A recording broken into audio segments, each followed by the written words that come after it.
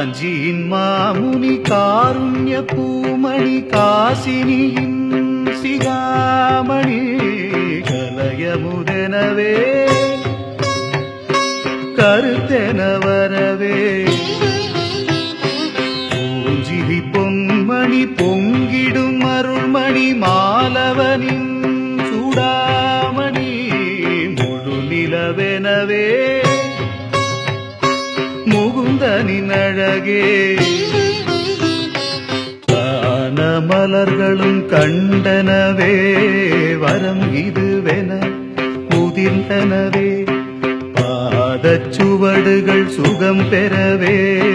வழங்கிய கொடை வளம் பெறுமே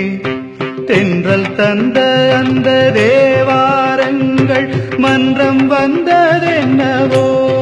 கவிபடிக்க